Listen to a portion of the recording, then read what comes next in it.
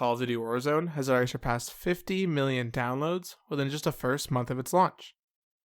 It's safe to say it's been an extreme success, and no one here is denying that. However, if Warzone wants to continue this success long term, they need to address the hacking issue that's been plaguing the game, and they need to do it quickly.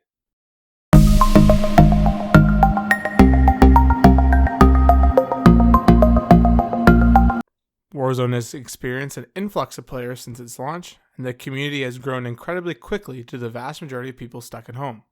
So much so that at times the game was actually unplayable during the first few weeks due to server overload. A problem, but a good problem to have nonetheless.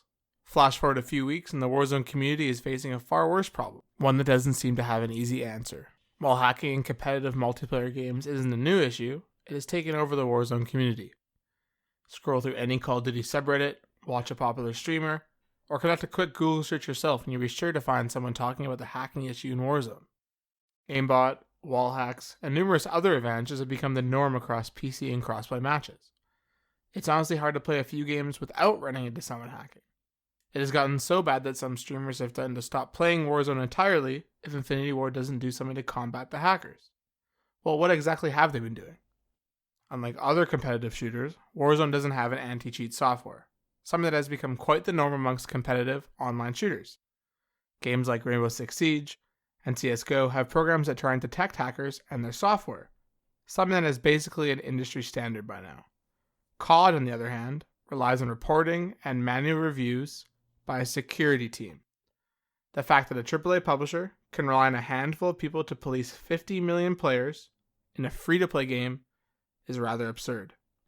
I personally would expect more out of a company as large as Activision and Blizzard, especially in 2020, when we know that in years prior, Blizzard and Activision games have been prone to this kind of attacks, and you just think that a game of this caliber would be released with something to combat this, because now everything that they're doing just seems like catch-up work. While they have been active on Twitter, updating the community on the number of accounts that have been banned. First, they made a post saying it was 50,000. Now, they have another post on Twitter saying it was 70,000. But in my opinion, this is just scraping the surface. You gotta remember, we're talking about a game that has 50 million accounts.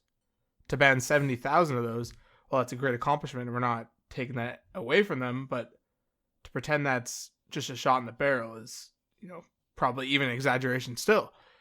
There's far more people than just 70,000 players. And I know these hacking softwares are becoming more and more high tech, but you would think that Blizzard would have enough people in the office somewhere to combat this, because now it's getting quickly out of control. More needs to be done, and needs to be done quickly before people stop playing Warzone for good.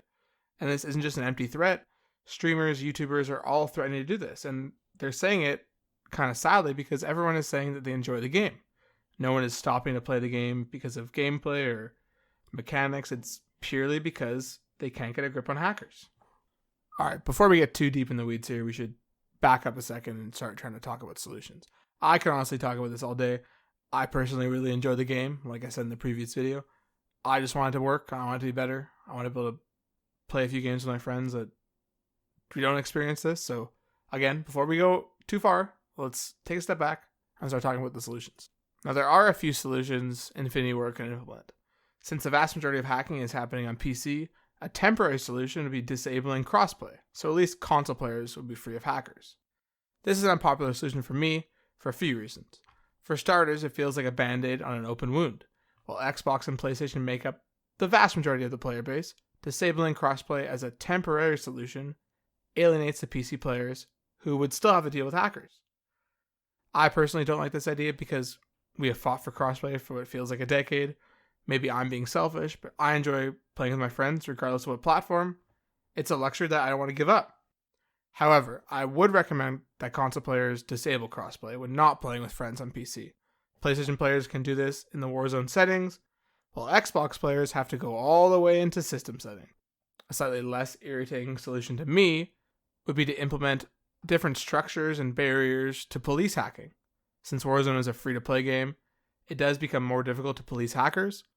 In other games like Rainbow Six Siege or Overwatch, players caught hacking would have to purchase another account, then level that account up to a certain level to even play competitive matchmaking.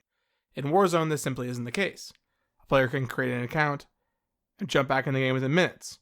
While yes, hardware and IP bans do exist, they have become more difficult to navigate. People are getting around them. While they can work, and I'm not advocating against them, I believe Warzone needs more obstacles to deter hackers. The more difficult and time-consuming it becomes to create additional accounts and implement hacks, the less likely people will be to commit the time and resources necessary to complete them. An example of this would be the Prime matchmaking system in CSGO. It requires players to link their account to a phone number and verify it before being able to play. While one of these alone is not the solution, the implementation of multiple different checks and balances, I think, would deter players from cheating.